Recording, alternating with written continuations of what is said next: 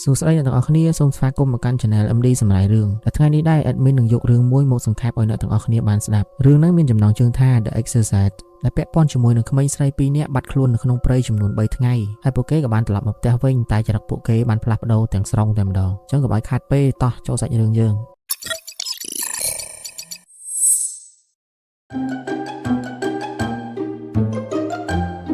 ដោយនៅដើមសាច់រឿងដំបូងនេះយើងបានឃើញនារីម្នាក់ដែលមានផ្ទៃពោះកំពុងតែគេងនៅលើគ្រែកំពុងតែគេងសុកៗនឹងគេក៏បានឮសំឡេងអ្វីដូចជាចម្លែកដែលសំឡេងនឹងគឺជាសំឡេងនៃរំជួយដីស្របពេលនឹងដែរយើងក៏បានឃើញបុរសម្នាក់កំពុងតែរត់ដើម្បីទៅជួយប្រពន្ធរបស់គាត់ដែលប្រពន្ធរបស់គាត់នឹងគឺកំពុងតែមានផ្ទៃពោះដីនៅក្នុងអគារនឹងឯងហើយគាត់មានឈ្មោះថាលោក Victor គាត់ព្យាយាមរត់ទៅជួយប្រពន្ធគាត់នៅក្នុងអគារនោះតែនៅពេលដែលទៅដល់នឹងអគារនឹងចាប់ដើមរលំបដាហើយនៅពេលដែលគាត់បានចូលទៅក្នុងអគារនឹងហើយគាត់ក៏បានរកឃើញប្រពន្ធរបស់គាត់តែប្រពន្ធរបស់គាត់នឹងត្រូវបានដុំថ្មសកាត់ពីលើដែលស្របពេលដែលប្រពន្ធគាត់នឹងកំពុងតែមានផ្ទៃពោះសាច់រឿងនឹងក៏បានកាត់13ឆ្នាំក្រោយមកយើងបានឃើញក្មេងស្រីម្នាក់កំពុងតែអង្គុយមើលរូបថតចាស់ៗហើយក្មេងស្រីនោះគឺជាកូនរបស់លោក Victor នោះឯងបន្ទាប់ពីហេតុការណ៍រំជួយដីធ្វើឲ្យរលំអគារនោះមកប្រពន្ធរបស់គាត់បានស្លាប់ចំណែកឯកូននៅក្នុងផ្ទៃរបស់ប្រពន្ធគាត់គឺអាចជួយសង្គ្រោះបានហើយកូនរបស់លោក Victor មានឈ្មោះថា Angela ដោយហេតុថា Angela នាងបាននឹកទៅដល់ម្ដាយរបស់នាងក៏ព្យាយាមរករបស់របរផ្សេងៗដែលជារបស់ម្ដាយនាងដើម្បីយកមកទុកជាអនុស្សាវរីយ៍នាងកំពុងតែរកមើលអីវ៉ាន់ផ្សេងៗសត្វតែប៉ាគេក៏បានហៅគេឲ្យមកញ៉ាំអាហារពេលព្រឹកដើម្បីប្រញាប់ទៅរៀន Angela នាងបានរស់នៅជាមួយនឹងឪពុកគេតែ2នាក់នៅក្នុងផ្ទះតែមួយហើយសម្រាប់ទំនាក់ទំនងអ្នកទាំងពីរគឺមានភាពស្និទ្ធស្នាលគ្នាខ្លាំងបន្ទាប់ពីញ៉ាំអាហារពេលព្រឹករួចលោក Victor ក៏បានជូន Angela ទៅរៀននៅពេលដែលអ្នកទាំងពីរបានទៅដល់សាលា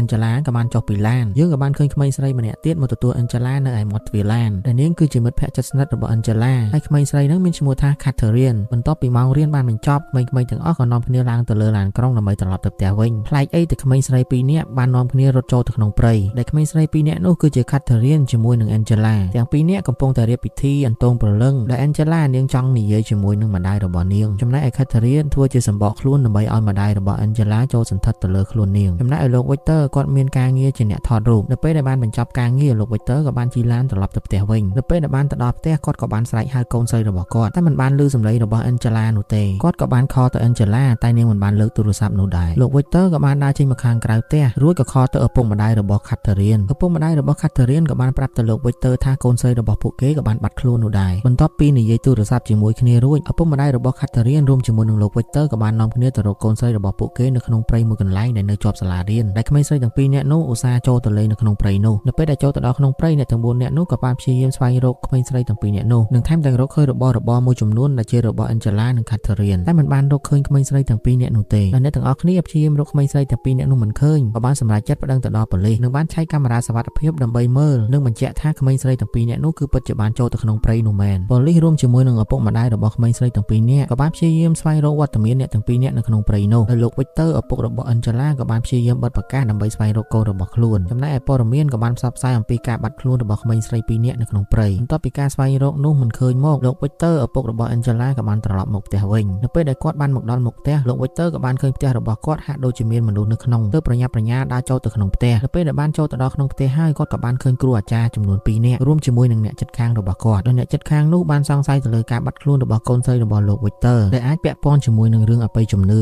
ហើយម្យ៉ាងទៀតអ្នកជិតខាងនោះក៏បានចង់ជួយទៅលើលោក Victor ផងដែរដែលហេតុថាលោក Victor មិនដែលជឿទៅលើរឿងនោះទេទើបគាត់មិនពេញចិត្តក៏បានដេញអ្នកជិតខាងម្នាក់នោះរួមជាមួយនឹងគ្រូអាចារ្យ2នាក់ទៀតចេញពីផ្ទះរបស់គាត់តែម្ដងនៅថ្ងៃបន្ទាប់មានកសិករ2នាក់ដែលអត្រារបស់ពួកគេមានបញ្ហាទើបកសិករម្នាក់បានប្រាប់កូនចៅរបស់គេឲ្យទៅយកគ្រឿងដើម្បីជួសជុលអត្រានោះនៅពេលដែលបានចូលទៅដល់ក្នុងឃ្លាំងដើម្បីរកឧបករណ៍ជួសជុលនោះកសិករម្នាក់នោះក៏បានឃើញក្មេងស្រី2នាក់ដែលក្មេងស្រី2នាក់នោះគឺជា Catherine និង Angela នឹងឯងទាំងពីរនាក់មានសភាពដូចជាភ័យខ្លាចនិងកំពុងតែលាក់ខ្លួនជាមួយនឹងអ្វីមួយដំណឹងរកឃើញ Angela និង Catherine ក៏បានលឺទៅដល់លោក Victor លោក Victor ក៏បានបើកឡានយ៉ាងប្រញាប់ទៅជួបកូនស្រីរបស់គាត់នៅឯមន្ទីរពេទ្យនៅពេលដែលគាត់ទៅដល់មន្ទីរពេទ្យគាត់បានរត់ទៅអប Angela ហើយក៏បានដឹងថាកូនស្រីរបស់គាត់មិនដឹងថាខ្លួនឯងនឹងបាត់ខ្លួនចំនួន3ថ្ងៃនោះទេបែរជានិយាយថាបាត់ខ្លួនត្រឹមតែ2-3ម៉ោងតែប៉ុណ្ណោះហើយ Angela ក៏ថែមទាំងនិយាយអ្វីចម្លែកៗទៀតផងធ្វើឲ្យលោក Victor ក៏មានអារម្មណ៍ចម្លែកទៅលើកូនស្រីរបស់គាត់ផងដែរចំណែក Catherine វិញនាងហាក់ដូចជាប្លែកខ្លាំងដែលយើងបានឃើញជើងរបស់នាងមានស្នាមជាប់យ៉ាងចម្លែកគ្រូពេទ្យនាទីនោះចាប់ផ្ដើមថតរូបស្លាកស្នាមផ្សេងៗនៅលើដងខ្លួនក្មេងស្រីទាំងពីរនោះដើម្បីធ្វើកសោវិច័យបញ្ជូនទៅឯប៉ូលីសបន្ទាប់ពីគ្រូពេទ្យបានពិនិត្យទៅលើដងខ្លួនរបស់ក្មេងស្រីទាំងពីរនាក់នោះហើយលោក Victor រួមជាមួយនឹងឪពុកម្ដាយរបស់ Catherine ក៏បានទៅនិយាយគ្នាជាមួយនឹងប៉ូលីសរួចប៉ូលីសក៏បានប្រាប់ថាករណីនេះគឺមិនមែនជាករណីរំលោភនោះទេតែវាហាក់ដូចជាការឃុំខ្លួននិងធ្វើទរណកម្មទៅលើក្មេងស្រីទាំងពីរនាក់នោះកំពុងតែនិយាយគ្នានៅឯបន្ទប់ផ្សេងម្ដាយរបស់ Catherine ក៏បានងាកទៅមើល កូនស្រីរបស់គេនៅឯបន្ទប់ជាប់នោះចំណែកឯ Catherine ក៏បានឈរយ៉ាងចម្លែកហើយបានឈរមើលទៅម្ដាយរបស់ខ្លួនថែមទាំងយកដៃអូសជាមួយនឹងទ្វារកញ្ចក់រីឯ Angela នេះវិញបានចុះពីគ្រែអ្នកជំងឺនិងបានយកដៃទះទៅលើទ្វារកញ្ចក់នោះមួយទំហឹងបណ្ដាលឲ្យទ្វារកញ្ចក់នោះប្រេះស្រាំហើយថែមទាំងងាកទៅមើលគ្រូពេទ្យនិងបានសួរគ្រូពេទ្យនោះថាពេលណាឲ្យនាងទៅផ្ទះវិញនៅពេលដែលរបួសក្មេងស្រីទាំងពីរនាក់នោះបានធូរស្បើយហើយ Angela នាងក៏បានត្រឡប់មកផ្ទះជាមួយនឹងឪពុករបស់នាងវិញនៅពេលដែលបានមកដល់ផ្ទះលោក Victor ក៏បានសួរទៅ Angela អំពីមូលហេតុដែល Angela និង Catherine ចូលទៅក្នុងព្រៃនោះ Angela ក៏បានប្រាប់ថាខ្លួនមានវិធីដែលអាចនិយាយជាមួយនឹងម្ដាយបានទើបនាងបានហៅ Catherine ចូលទៅក្នុងព្រៃនោះជាមួយគ្នា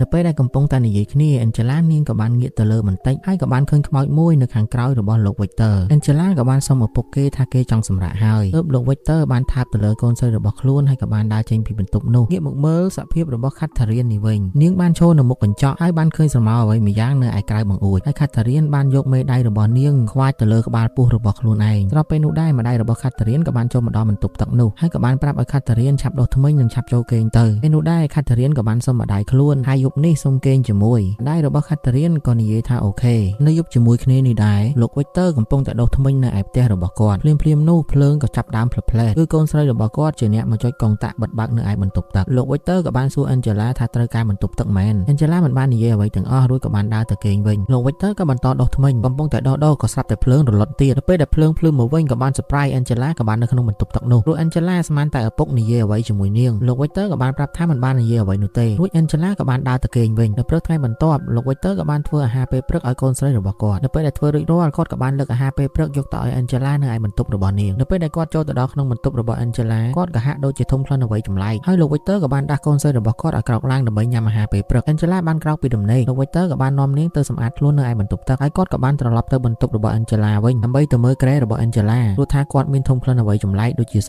អុយនៅពេលដែលគាត់កំពុងតែមើលគ្រែរបស់ Angela គាត់ក៏បានឮសំឡេងទឹកហូរចេញមកពីបន្ទប់ទឹកវាហាក់បីដូចជាហូរមិនឈប់ហើយគាត់ក៏បានដើរទៅមើលនៅក្នុងបន្ទប់ទឹកនិងបានប្រញាប់ទៅបិទទឹកនោះនៅពេលដែលគាត់កំពុងតែបិទគាត់ក៏បានឃើញទឹកនោះឡើងកក្រិចហើយថែមទាំងមានឈាមនៅក្បែរនោះទៀតរួមជាមួយនឹងក្រចកដៃមួយលោក Victor គាត់មិនបានឃើញកូនស្រីរបស់គាត់នៅក្នុងបន្ទប់ទឹកនោះទេគាត់ក៏បានដើរចេញពីបន្ទប់ទឹកនោះដើម្បីស្វែងរកកូនស្រីរបស់គាត់នៅពេលដែលកំពុងតែសម្លឹងរកមើលក៏ស្រាប់តែ Angela នាងក៏បានស្ទុះចេញមកថែមទាំងយកកន្សែងដែលម្ដាយនាងទុកឲ្យនោះយកទៅពាក់ក្បាលរបស់លោក Victor រួចទាញលោក Victor បណ្ដាលឲ្យលោក Victor ដួលបោកក្បាលជាមួយនឹងគ្រែហើយនាងក៏បានរត់ចូលទៅក្នុងបន្ទប់នៅក្បែរនោះលោក Victor ក៏បានក្រោកឡើងហើយក៏បានបើកទ្វារបន្ទប់នោះហើយក៏បានឃើញ Angela នាងកំពុងតែប្រកាសគាត់ក៏បានស្ទុះទៅចាប់ Angela រួចបញ្ជូននាងទៅឯមន្ទីរពេទ្យនៅពេលដែលទៅដល់មន្ទីរពេទ្យ Angela បានស្រែកជេរពេទ្យនៅក្បែរនោះទាំងអស់ពេទ្យក៏បានចាក់ថ្នាំសន្លប់ទៅលើ Angela នៅពេលដែល Angela នាងបានឈប់រើបម្រាពេទ្យនៅទីនោះក៏បានលាត់អាវរបស់នាងមើលឃើញនៅលើពោះរបស់នាងពោពេញទៅដោយស្នាមរបួសចំណែកក្រចកដៃក្រចកជើងរបស់នាងវិញពោពេញដោយស្នាមរបួសនិងរបកកញ្ចក់យើងមកនិយាយអំពី Catherine វិញឪពុកម្ដាយរបស់នាងបាននាំនាងទៅឯវិហារកាតូលិកមួយកន្លែងដើម្បីទៅស្ដាប់ធម៌នៅឯទីនោះនៅពេលដែលកំពុងតែស្ដាប់ធម៌ឪពុកម្ដាយរបស់នាងក៏បានទៅបន្ទប់ទឹកហើយក៏បានត្រឡប់មកវិញតែមិនបានឃើញ Catherine នោះទេភ្លាមនោះឪពុករបស់ Catherine ក៏បានចេញទៅរកនាងនិងបានទៅដល់បន្ទប់មួយហើយក៏បានឃើញនៅក្នុងបន្ទប់នោះពោពេញដោយអីវ៉ាន់រញ៉េរញ៉ៃចំណែក Catherine នេះវិញ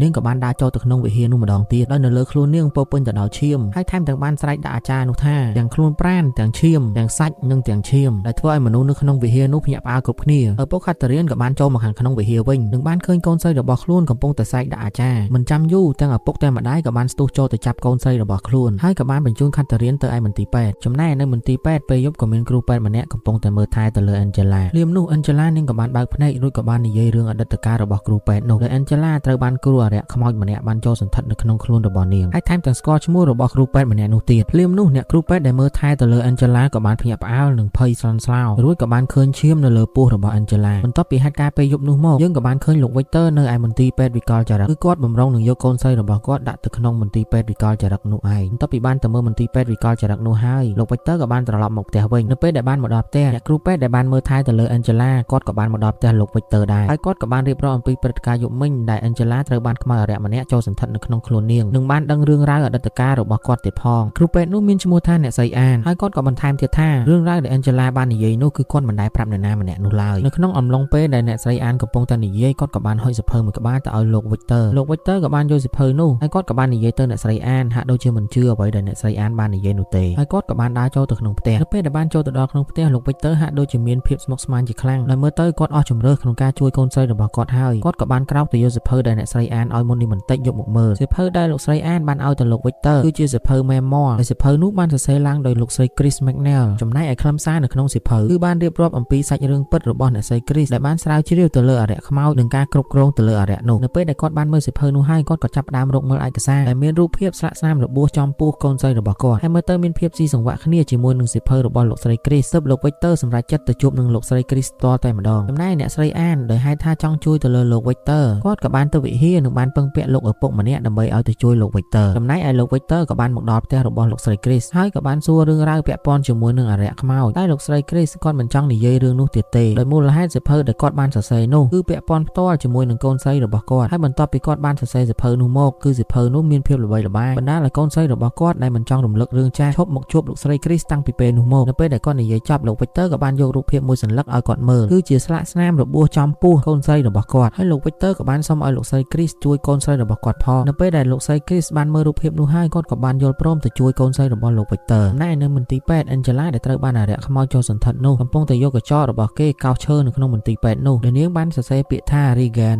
ស្របពេលនោះដែរលោក Victor រួមជាមួយនឹងលោកស្រី Chris ក៏បានទៅដល់មន្ទីរពេទ្យនោះហើយអ្នកទាំងពីរក៏ថែមទាំងបានជួបនឹងលោកឪពុកនៅទីនោះផងដែរហើយលោកឪពុកនោះមានឈ្មោះថាលោកឪពុក Matt ហើយគាត់ត្រូវបានអញ្ជើញដោយអ្នកស្រីអានដើម្បីមកជួយលោក Victor ផងដែរបន្ទាប់ពីអ្នកទាំងអស់គ្នាបានរាក់ទាក់ជាមួយគ្នារួចហើយលោកស្រី Chris ក៏មិនចាំយូរក៏បានសួររក Angela អ្នកទាំងអស់គ្នាក៏បាននាំគ្នាទៅបន្ទប់ព្យាបាលរបស់ Angela នៅពេលដែលទៅដល់បន្ទប់នោះឃើញនាងកំពុងតែនៅក្រោមគ្រែហាក់បីដូចជាកំពុងតែខ្លាចលោកស្រី Chris លៀមនោះដែរអារក្សខ្មោចដែលបានសន្ធិដ្ឋនៅក្នុងខ្លួនរបស់ Angela បានស្ទុះចេញពីក្រោមគ្រែមករកលោកស្រី Chris ហើយក៏បាននិយាយថាគេចាំលោកស្រី Chris យូរហើយបន្ទាប់ពីអ្នកទាំងអស់គ្នាបានមើល Angela រួចហើយក៏នាំគ្នាទៅមើល Catherine ម្នាក់ទៀតនាងក៏ត្រូវបានអារក្សខ្មោចចូលសន្ធិដ្ឋផងដែរនៅពេលដែលលោកស្រី Chris ទៅដល់ផ្ទះរបស់ Catherine គាត់ក៏បានឃើញ Catherine ដែលត្រូវបានខ្មោចអារក្សចូលទៅក្នុងខ្លួនរបស់គេកំពុងតែអង្គុយយ៉ាងសង្ហានៅលើគ្រែនិងបានកាន់សៀវភៅមួយក្បាលកំពុងតែអាននៅពេលដែលអារក្សខ្មោចដែលស្ថិតនៅក្នុងខ្លួនរបស់ Catherine បានឃើញលោកស្រី Chris ចូលមកដល់គេក៏ចាប់ផ្ដើមនិយាយរឿងអតីតកាលឈឺចាប់របស់គាត់ដែលជាវិធីសាស្ត្រដើម្បីបំបាក់ទឹកចិត្តចំណែកលោកស្រី Chris គាត់មិនបានខ្វល់នោះទេគាត់ក៏ចាប់ផ្ដើមសូត្រនៅមន្តអាគមផ្សេងៗដើម្បីបណ្ដេញអារក្សនោះចេញកំពុងតែសូត្រអារក្សខ្មោចនៅក្នុងខ្លួនរបស់ Catherine ក៏ចាប់ផ្ដើមមានអាការៈដូចជាឈឺចាប់ហើយចុះពីគ្រែគេងនិងបានទៅផ្អែកនៅជញ្ជាំងក្បែរនោះហាក់បីដូចជាខ្មោចអារក្សនោះបានចាកចេញពីខ្លួនរបស់ Catherine បាត់ទៅហើយលោកស្រី Chris ឃើញបែបនោះក៏បានទៅលើក Catherine ឲ្យអង្គុយនៅលើគ្រែវិញដោយនឹកស្មានថាខ្មោចអារក្សនៅក្នុងខ្លួនរបស់ Catherine បានចាកចេញទៅហើយតែវាគ្រាន់តែជាល្បិចតែប៉ុណ្ណោះភ្លាមនោះអារក្សខ្មោចដែលស្ថិតនៅក្នុងខ្លួនរបស់ Catherine បានស្ទុះទៅយកដៃឆ្កាងដែលជ្រុះនៅក្បែរនោះរួចយកមកចាក់ភ្នែកទាំងសងខាងរបស់លោកស្រី Chris បណ្ដាលឲ្យលោកស្រី Chris ពិការភ្នែកទាំងសងខាងលោក Victor ក៏បានឮសំឡេងស្រែកហើយក៏បានស្ទុះចូលទៅក្នុងបន្ទប់នោះឃើញលោកស្រី Chris កំពុងតែអង្គុយឈឺចាប់យ៉ាងខ្លាំងគាត់ក៏បានស្ទុះទៅជួយលោកស្រី Chris និងបានអស់លោកស្រី Chris ចេញពីបន្ទប់នោះមកហើយក៏បានខលទៅឡានសង្គ្រោះបន្ទាន់ដើម្បីបញ្ជូនលោកស្រី Chris ទៅឯមន្ទីរពេទ្យចំណែកនៅវិហារនេះវិញលោកឪពុក Matt កំពុងតែសូមអនុញ្ញាតថ្នាក់លើនិងបានរៀបរាប់អំពីក្មេងស្រីទាំងពីរនាក់ដែលត្រូវបានអារក្សខ្មោចចូលសន្ធិដ្ឋខ្លួនហើយលោកឪពុក Matt ក៏បានយករូបភាពផ្សេងៗដែលពាក់ព័ន្ធជាមួយនឹងក្មេងស្រីទាំងពីរនាក់នោះឲ្យថ្នាក់លើនៅក្នុងវិហារនោះបានឃើញជាភស្តុតាងដើម្បីបានការអនុញ្ញាតទៅធ្វើពិធីជួយទៅលើក្មេងស្រីទាំងពីរនាក់នោះចំណែកលោក Victor គាត់ក៏បានទៅអញ្ជើញគ្រូអាចារ្យស្រីម្នាក់អាចារ្យស្រីម្នាក់នោះគាត់បានកាន់សាសនាផ្សេងមួយទៀតហើយគាត់ក៏មានជំនាញខាងខ្មោចបិសាចនោះដែរនៅពេលដែលលោក Victor បានអញ្ជើញគាត់ហើយដល់ថ្ងៃដែលត្រូវរៀបពិធីបណ្ដេញខ្មោចអារក្សនោះចេញលោក Victor ក៏ចាប់ផ្ដើមរៀបចំអីវ៉ាន់និងពិធីនៅក្នុងផ្ទះរបស់គាត់ចំណែកអ្នកស្រីអានដែលជាគ្រូពេទ្យមើលថែទៅលើ Angela ក៏បានមកជួយផងដែរនៅពេលដែលគ្រប់យ៉ាងបានរួចរាល់លោកឪពុក Matt ក៏បានអញ្ជើញមកដល់ផងដែរនិងបានហៅលោកស្រីអានទៅនិយាយគ្នាហើយក៏បានប្រាប់លោកស្រីអានថាគាត់មិនត្រូវបានអនុញ្ញាតឲ្យចូលទៅក្នុងពិធីនោះទេតែលោកឪពុក Matt ក៏បានប្រគល់សៀវភៅមួយក្បាលឲ្យទៅអ្នកស្រីអានដែលជាសៀវភៅធម៌ដើម្បីបណ្ដេញអារក្សខ្មោចទៅឋាននរកវិញនិងបានលើកទឹកចិត្តអ្នកស្រីអានថាឲ្យគាត់ខំប្រឹងនិងអាចធ្វើបានវេលាដែលត្រូវធ្វើពិធីក៏បានមកដល់អ្នកទាំងអស់គ្នាក៏នាំគ្នាចូលទៅក្នុងផ្ទះរបស់លោក Victor ទាំងអស់គ្នានិងថែមទាំងបានឃើញ Catherine រួមជាមួយនឹង Angela កំពុងតែចងជាប់ជាមួយនឹងកៅអីទល់ខ្នងគ្នាពេលដែលជុំគ្នាហើយអ្នកស្រីអានក៏បានបើកសៀវភៅដែលលោកឪពុកបានប្រគល់ឲ្យគាត់យកមកសូត្រដើម្បីបណ្ដេញអារក្សខ្មោចនោះចេញពីខ្លួនក្មេងស្រីទាំងពីរនាក់នោះតែមើលទៅអារក្សខ្មោចនោះមិនបានខ្លាចទៅលើអ្នកស្រីអាននោះទេថែមទាំងបានស្រែកជេរទៅលើអ្នកស្រីអាននិងបានស្ដោះទឹកមាត់ដាក់ទៅលើគាត់ទៀតផងនិងបាននិយាយរឿងអតីតកាលដែលឈឺចាប់របស់អ្នកស្រីអានដើម្បីបំបាក់ទឹកចិត្តអ្នកស្រីអានកុំឲ្យធ្វើពិធីបានរួចខ្មោចអារក្សដែលបានស្ថិតនៅក្នុងខ្លួនក្មេងស្រីទាំងពីរនាក់នោះក៏ចាប់ផ្ដើមចេញមហិទ្ធិឫទ្ធិនិងបានសោចពេញនៅក្នុងផ្ទះបន្ទាប់ពីអ្នកស្រីអានបានធ្វើពិធីហើយដូចជាមិនមានប្រសិទ្ធភាពឃើញបែបនោះអាចារ្យស្រីម្នាក់ដែលលោក Victor បានអញ្ជើញមកគាត់ក៏បានយកទឹកមុនម្យ៉ាងបែបសាសនារបស់គាត់យកមកស្រោចពីលើក្មេងស្រីទាំងពីរនាក់នោះព្រាមនោះដែរក្មេងស្រី Catherine ក៏បានក្អួតចេញអ្វីម្យ៉ាងដែលគួរឲ្យខ្ពើមហើយខ្មោចអារក្សដែលស្ថិតនៅក្នុងខ្លួនរបស់ក្មេងស្រីទាំងពីរនាក់នោះក៏ចាប់ផ្ដើមមានប្រតិកម្មចំណែក Angela ក៏បានងើយក្បាលឡើងលើហើយក៏មានផ្សែងអ្វីម្យ៉ាងហោះចេញពីមាត់របស់នាងអាចារ្យស្រីនៅពេលដែលឃើញផ្សែងហោះចេញពីមាត់របស់ Angela គាត់ក៏បានរត់ទៅដុតភ្លើងអាគមរបស់គាត់ដើម្បីឲ្យផ្សែងចេញពីភ្លើងអាគមរបស់គាត់ទៅស្រូបយកផ្សែងទៅចេញពីមាត់របស់ Angela នោះចំណែកអ្នកស្រីអានរួមជាមួយនឹងអ្នកនៅក្នុងផ្ទះជាមួយគ្នានោះក៏បានសូត្រមន្តអាគមផ្សេង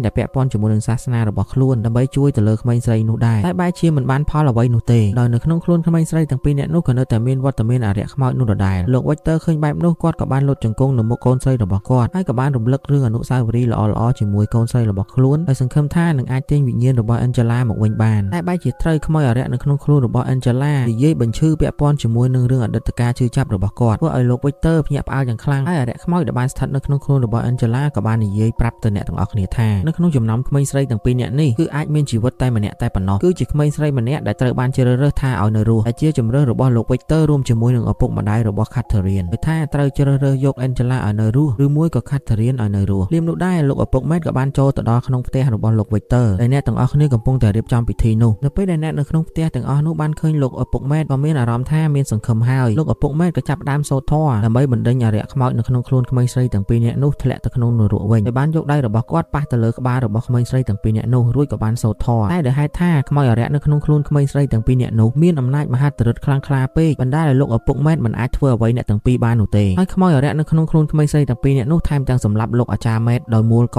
គាត់ទៅខាងក្រោយបណ្ដាលឲ្យគាត់ស្លាប់ភ្លាមៗនៅទីនោះតែម្ដងធ្វើឲ្យអ្នកទាំងអស់គ្នាដែលនៅក្នុងផ្ទះនោះមានការភ្ញាក់ផ្អើលយ៉ាងខ្លាំងចំណែកឯឪពុករបស់ Catherine គឺគាត់ខ្លាចគាត់មិនបាននៅក្នុងផ្ទះនោះទេគាត់បែរជាទៅអង្គុយភ័យនៅឯមាត់ទ្វារចំណែកស្ថានភាពនៅក្នុងផ្ទះនេះវិញកាន់តែវឹកវរហើយលោក Victor កំពុងតែនិយាយអំពីក្តីស្រឡាញ់របស់គាត់ចំពោះកូនស្រីក្នុងពេលដែលលោក Victor កំពុងតែនិយាយវិញ្ញាណរបស់ Angela ហាក់បីដូចជាបានស្ដាប់ឮរួចក៏បានយំចំណែក Catherine នេះវិញក៏បានស្រែកហៅឪពុកគេដែលកំពុងភ័យនៅមាត់ទ្វារនិងបានប្រាប់ថាខ្លួនមិនចង់ស្លាប់នោះទេបណ្ដាលឲ្យឪពុករបស់ Catherine មានការសម្រេចចិត្តភ្លាមៗតែម្ដងដោយគាត់បានជ្រើសរើសភ្លាមៗឲ្យកូនស្រីរបស់គាត់នៅរស់លោក Victor ពេលដែលបានឮបែបនោះគាត់ក៏បានស្រែកចំណងឲ្យកូនស្រីរបស់គាត់ហើយភ្លាមនោះដែរ Angela ក៏បានហោះឡើងទៅលើថែមទាំងបានក្អួតឈាមបាញ់ដាក់ពីដានផ្ទះនិងបានធ្លាក់មកក្រោមវិញចំណែកឯចង្វាក់បេះដូងរបស់ Angela ក៏ឈប់ដើរស្របពេលដែល Catherine ក៏បានភ្ញាក់ខ្លួនមកវិញហាក់បីដូចជាវិញ្ញាណរបស់នាងបានចូលមកវិញហើយរំពេចនោះដែរស្ថានភាពក៏បានប្រែកន្លះមកវិញចង្វាក់បេះដូងដែលបានឈប់ដើរនោះគឺជា Catherine នោះទេចំណែក Angela គឺនាងនៅមានជីវិតមូលហេតុដោយសារខ្មោចអារក្សបានដាក់លក្ខខណ្ឌនោះគឺជាលក្ខខណ្ឌផ្ទុយបើជ្រើសរើសយក Catherine ឲ្យនៅរស់គឺ Catherine នឹងស្លាប់បើជ្រើសរើសយក Angela ឲ្យនៅរស់ Angela នឹងស្លាប់ដោយសារតែការសម្រេចចិត្តលឿនពេករបស់ឪពុករបស់ Catherine បណ្ដាលឲ្យកូនស្រីរបស់គាត់ត្រូវបានស្លាប់បន្ទាប់ពីហេតុការណ៍នោះត្រូវបានបញ្ចប់លោកស្រី Chris ដែលត្រូវបានខ្មោចអារក្សនៅក្នុងខ្លួនរបស់ Catherine ចាក់ចំភ្នែកនោះគឺបណ្ដាលឲ្យគាត់ពិការហើយនៅពេលដែលកូនស្រីរបស់គាត់បានឮដំណឹងថាគាត់ពិការគេក៏បានមកជួបលោកស្រី Chris វិញហើយសាច់រឿងទាំងមូលក៏ត្រូវបានបញ្ចប់តែត្រឹមនេះអរគុណសម្រាប់ការទស្សនាតាំងពីដើមរហូតមកដល់ចប់បាយបាយ